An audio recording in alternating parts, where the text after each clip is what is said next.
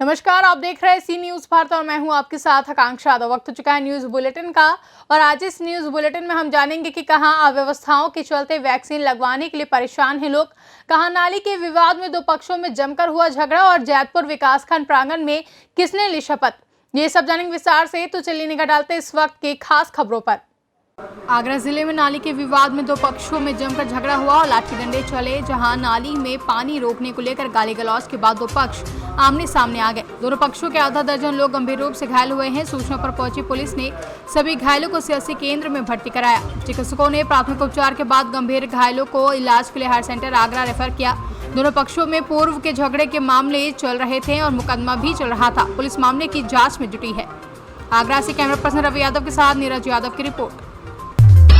जैतपुर विकासखंड प्रांगण में नवनियुक्त ब्लॉक प्रमुख राधा वर्मा ने शपथ ली, जहां शपथ ग्रहण समारोह में अव्यवस्थाओं का अंबार देखने को मिला। बता दें, खुले आसमान के नीचे शपथ ग्रहण कार्यक्रम संपन्न हुआ, जहां इस दौरान अव्यवस्थाओं को देखकर ब्लॉक प्रमुख पति विधायक फतेहाबाद जितेंद्र वर्मा ने नाराजगी जताई है। वहीं न पंडाल लगाया गया और न ही कुर्सियों की समुचित व्यवस्था की गई थी। ब्लॉक प्रमुख और क्षेत्र पंचायत सदस्य ने शपथ ग्रहण के लिए ब्लॉक परिसर में पहुंचे तो वहां मात्र 20 से 30 कुर्सी लगी हुई थी, क्योंकि सैकड़ों की संख्या में समर्थक उपस्थित थे। वहीं सहायक खंड विकास अधिकारी आमिर अहमद का कहना है कि मुझे कोई भी प्रशासन के द्वारा लिखित सूचना नहीं दी गई थी व्यवस्थाओं के लिए। वहीं शपथ ग्रहण समारोह में क्षेत्र विधायक रानी पक्षालिका सिंह व पूर्व कैबिनेट मंत्री राजा महेंद्र अरिदमन सिंह भारद्वाज मौजूद रहे। आगरा से कैमरा पर्सन रवि यादव के साथ नीरज यादव की रिपोर्ट। खबर यूपी के चंदौली जनपद के चकिया से है, जहां शासन के द्वारा भले ही स्वच्छ भारत मिशन अभियान के तहत शहरों की तर्ज पर गांवों में भी सफाई व्यवस्था सुनिश्चित करने के लिए सफाई अभियान के नाम पर लाखों रुपए खर्च कर रहे हो, जिसका प्रमुख उद्देश्य था कि हर तरफ सफाई व्यवस्था हो सके। वहीं जनपद के अधिकारियों के द्वारा सफाई व्यवस्था को लेकर लगातार मॉनिटरिंग भी की जाती है। वहीं अधिकारियों को सफाई व्यवस्था सुनिश्चित करने के लिए निर्देश भी दिए जाते हैं, लेकिन शासन के करोड़ों खर्च के बाद भी जमीनी स्तर पर ब्लॉक के जिम्मेदार अधिकारियों की लापरवाही से स्वच्छ भारत मिशन योजनाएं दम तोड़ती नजर आ रही हैं। वहीं ब्लॉक परिसर में गंदगी का अंबार लगा हुआ है। दरअसल पूरा मामला चंदौली जनपद के चकिया ब्लॉक परिसर का है, जहां ब्लॉक के गांवों की सफाई की जिम्मेदारी ब्लॉक से संचालित की जाती है, लेकिन ब्लॉक परिसर में सफाई कर्मियों की बड़ी फौज के बाद भी परिसर में भी जहां गंदगी का अंबार लगा हुआ है, चारों तरफ परिसर में कूड़ा कचरा देखने को मिलता है। भाई महामारी के समय स्वच्छता को तो पूर्ण रूप से स्वच्छ रहना चाहिए, मगर स्थिति इतनी खराब चल रही है विभागीय स्तर पर कि कहीं भी स्वच्छता नहीं है। देखिए ब्लॉक परिसर, देखिए चकिया ब्लॉक परिसर, आप देखेंगे तो वहाँ इतना गंदगी का अंबार लगा हुआ है, जबकि बराबर वहाँ जो है मिनिस्टर आते रहते हैं, बराबर वहाँ राज्य मंत्री आते रहते हैं, बराबर सीडीओ का दौरा होता रहता है, मगर वहाँ स्वच्छता के नाम पर कोई भी स्वच्छता नहीं है ब्लॉक स्तर पर। और ब्लॉक की ही स्थिति जब इतनी खराब है कैंपस की, तो और जगह स्वच्छता मिशन का क्या सिस्टम होगा वो तो राम भरोसे। चंदौली से सी न्यूज संवाददाता मधुप श्रीवास्तव की रिपोर्ट। झांसी के मोरानीपुर सीएससी वैक्सीनेशन सेंटर में अव्यवस्थाओं के चलते लोगों को हो रही भारी परेशानी, जहां 6 बजे लोग पहुंच जाते हैं वैक्सीनेशन सेंटर। लोग 4-4 दिन से आ रहे हैं, वहीं कुछ लोग हफ्ते भर से आ रहे हैं वैक्सीनेशन कराने, लेकिन अव्यवस्थाओं के चलते प्रतिदिन निराश होकर वापस जाना पड़ रहा है। मोरानीपुर सीएससी वैक्सीनेशन सेंटर पर प्रतिदिन लगभग 400 से 500 लोग वैक्सीन लगवाने के लिए आते हैं, जिसमें किसी दिन 100, किसी दिन 150 लोगों को वैक्सीनेशन का टीका लगाया जा रहा है। इसमें लाइन में लगे लोगों ने बताया कि 3 दिन से तो कोई 4 दिन से वैक्सीन लगवाने के लिए आ रहा है, लेकिन वैक्सीन नहीं लग पा रही है। लोगों का आरोप है कि कभी लाइट से हटा दिया जाता है तो कभी कह दिया जाता है कि वैक्सीन खत्म हो गई है।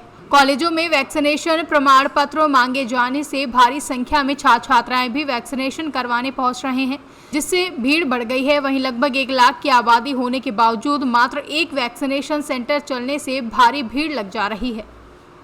वैक्सीनेशन की क्या व्यवस्था है? कुछ लोग प्रकाश कर रहे हैं कि 3-4 दिन से आ रहा है, नहीं लग पा रही है। हमारे यहाँ वैक्सीन डेली लग रही है सीएससी पे। जितनी वैक्सीन की आपूर्ति जिले से की जा रही है, हम उसको पर डे उतना ही खर्च कर रहे हैं। को कम से कम 3-4 तो होना चाहिए। हाँ, तो एक्चुअली क्या उसमें ऑन स्पॉट रजिस्ट्रेशन भी शुरू हो गया है, ऑनलाइन भी चालू है, तो ऑन स्पॉट वालों की ज़्यादा भीड़ है। जो लोग ऑनलाइन नहीं करा पाते हैं उनका जो हम लोग यहाँ ऑन स्पॉट रजिस्ट्रेशन करके उनको वैक्सीनेट कर रहे हैं। आज पुलिस की व्यवस्था भी सही नहीं नजर नहीं आ रही। पुलिस वाले तो आए हैं, तो होमगार्ड हैं। झांसी से सी न्यूज संवाददाता असलम मोमिन अंसारी की रिपोर्ट। उन्नाव जनपद में महिला के साथ टप्पेबाजी हुई, जहां टप्पेबाजों ने महिला को अपना शिकार बना लिया। महिला ने दो युवकों को साफ करने के लिए जेवरात दिए थे, जहां जेवरात साफ करने के दौरान दोनों युवक चंपत हुए। लाखों के जेवरात लेकर टप्पेबाज फरार हुए हैं, जहां मनिकापुर के मजहा मोहकमपुर का पूरा मामला है। क्या नाम आपका? शैली सिंह और पिता का नाम अक्कू सिंह और गांव मोकमपुर मनकापुर उन्नाव से बोल रहे हैं। और हमारे साथ कल दो लोग आए थे चेक करने के लिए कि लाइए हम आपका सोना साफ़ कर दें, और हमसे बोले सोना साफ़ कर रहे थे, हमसे बोले मैं प्यास लगी पानी पियेंगे। हम पानी लेके गए, लेने गए, वो लेके हमारा सोना सब भाग गए। उन्नाव से सी न्यूज संवाददाता दिनेश साहू की रिपोर्ट। आज देश भर में ईद उल अजहा का त्योहार मनाया गया। अमरोहा में भी इसको लेकर प्रशासन सतर्क दिखाई दिया। डीएम बीके त्रिपाठी के निर्देश पर एसडीएम सदर विवेक यादव, पुलिस क्षेत्राधिकारी सतीश पांडे और शहर कोतवाल आरपी शर्मा ने भारी पुलिस बल के साथ ईदगाह पर सुबह से ही सख्त पहरा लगा दिया और ईदगाह पर कड़ी सुरक्षा व्यवस्था के बाद ड्रोन कैमरे से निगरानी रखी। हालांकि कोई भी व्यक्ति ईदगाह पर नमाज अदा करने नहीं आया। सभी लोगों ने अपने घर पर नमाज अदा की और कोरोना गाइडलाइन व शासनादेशों का अनुपालन किया। अमरोहा से सीनू संवाददाता गौरव श्रीमाली की रिपोर्ट। ग्वालियर जनपद में डकैती की योजना बनाते 3 बदमाश गिरफ्तार किए गए हैं। बदमाशों के कब्जे से चोरी की 3 मोटरसाइकिल भी बरामद की है। बदमाशों के अवैध हथियार, कट्टे आदि भी पुलिस ने जब्त कर लिए हैं। मुखबिर की सूचना पर मुरार थाना क्षेत्र के बड़ा गांव क्षेत्र के सिद्ध बाबा मंदिर के पास ये गिरफ्तारी हुई है। पुलिस फरार आरोपियों की तलाश में जुटी है। मुरार थाना अंतर्गत एक कार्रवाई की गई है, क्या कार्रवाई? इसमें कल रात में एक मुखबिर सूचना पर सिद्ध बाबा मंदिर बड़ा गांव के पास यह सूचना मिली थी कि 5 व्यक्ति पेट्रोल पंप पर डकैती की योजना बना रहे हैं। इस सूचना पर थाने से 3 पार्टियां, रमाकांत उपाध्याय उप निरीक्षक, एएसआई राधेश्याम शिवरे एवं मेरे नेतृत्व में 3 पार्टियां पूरे बल के साथ यहां से रवाना हुई। और जब वहां पर हमने घेराबंदी करके आरोपियों को पकड़ने का प्रयास किया तो 3 आरोपी वहाँ मिल गए।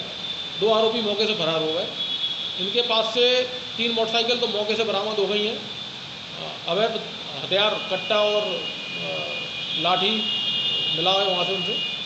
और इनसे पूछताछ पर इनके द्वारा मुरार थाना क्षेत्र से कुल 12 मोटरसाइकिल चोरी करना बताया है इनके द्वारा।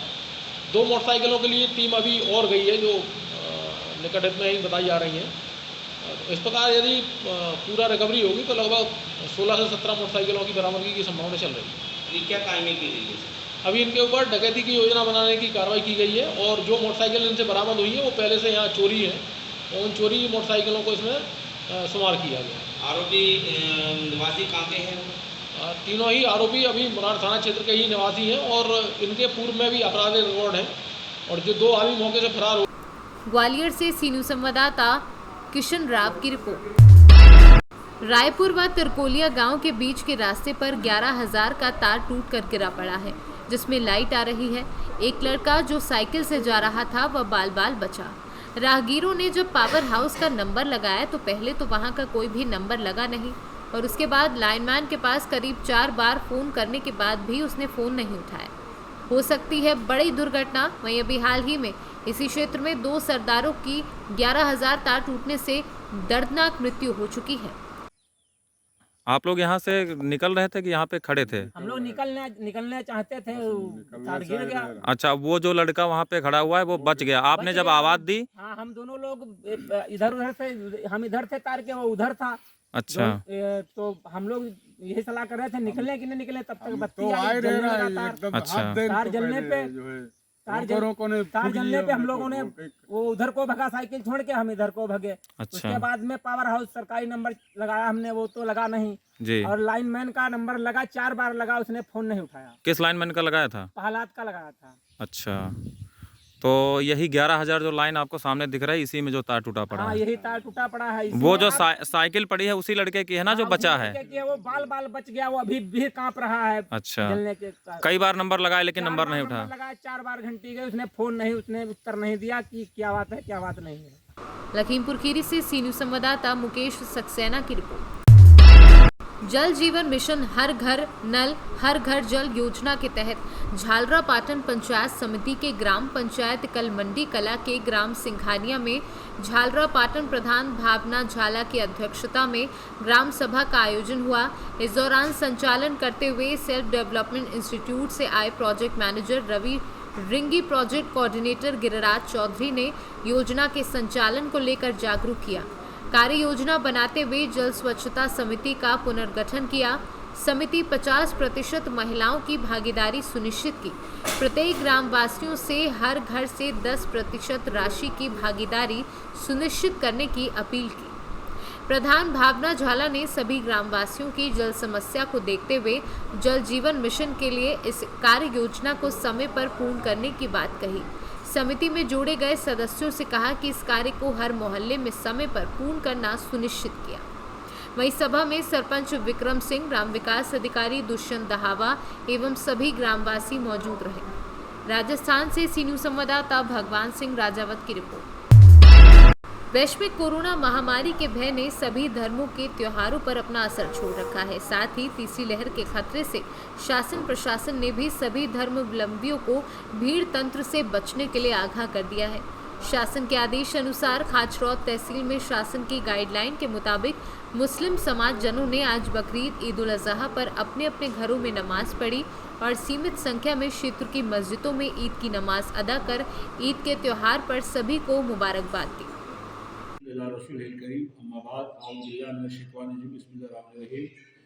जैसा कि प्रशासन के आदेश अनुसार इस महामारी को देखते हुए 50 नमाजों की नमाज की इजाज़त दी गई ईद उल जुहा के लिए। तो हमने खाचौद पता मस्जिद में 50 नमाजियों ने इस पता मस्जिद में ईद उल जुहा की नमाज अदा की है। और मेरा तमाम ही मुस्लिम भाइयों से गुजारिश करता हूँ मुस्लिम भाइयों से कि वो शासन की गाइडलाइन के मुताबिक अपनी गाइडलाइन के मुताबिक चलें और सोशल डिस्टेंसिंग का पालन करें और इस महामारी से अपनी हिफाजत करें। सभी से गुजारिश करता हूँ कि अपने मास्क वगैरह लगाएं और तमाम दूरी बनाए रखें, ताकि ईद उल जुहा और ईद उल फित्र और ईद उल जुहा का त्यौहार ऐसा है, इसमें गले मिलने का भी हमें एक दूसरे को मुबारकबाद देते हैं गले मिलकर। लेकिन हमने प्रशासन की गाइडलाइन के मुताबिक हमने दूरी बनाए रखी, गले भी नहीं मिले, क्योंकि इसमें गले मिलने में क्या होता है कि एक दूसरे से जब गले मिलते हैं संक्रमण कोरोना संक्रमण का खतरा रहता है। इसलिए हमने इस गाइडलाइन का भी पालन किया है और तमाम ही लोगों को ईद उल जुहा की मैं मुबारकबाद देता हूँ। इस हिंदुस्तान के अंदर हम रह रहे हैं, यहाँ के जितने भी हिंदू मुस्लिम जितने भी हमारे भाई हैं सभी को ईद उल जुहा की मुबारकबाद देता हूँ बहुत बहुत। और आज हमने यहाँ मस्जिद के अंदर फतेह मस्जिद में बारिश नहीं हो रही है, बारिश के लिए भी दुआ की है। अल्लाह ताला इस बार तेरी बाराना रहमत नाजिल फरमा दे तमाम मखलूक़ात के लिए, तमाम चरिंद परिंद के लिए हमने दुआएं की हैं, बाराना रहमत के लिए बारिश के लिए दुआ की है। और तमाम ही हिंदुस्तान में जितने भी हमारे भाई हैं, जितने भी हिंदू मुस्लिम भाई हैं, सभी को मैं ईद उल जुहा की मुबारकबाद देता हूँ। जैसे तीसरी लहर जो आ रही है, मालिक से हम प्रार्थना करते हैं, दुआ करते हैं, इस तीसरी लहर से भी हम तमाम हिंदुस्तान में रहने वालों की हिफाजत इसी बात के लिए मैं तमाम लोगों के लिए तमाम लोगों को आगाह करता हूँ और इस बात के लिए जागरूक करता हूँ कि वो इस महामारी से बचने के लिए मास्क लगाएं, सोशल डिस्टेंसिंग का पालन करें और अपनी। उज्जैन से सी न्यूज संवाददाता सुरेश जाटपा की रिपोर्ट। फिलहाल के लिए न्यूज बुलेटिन में बस इतना ही। देश और दुनिया की तमाम बड़ी खबरों के लिए देखते रहें सी न्यूज भारत।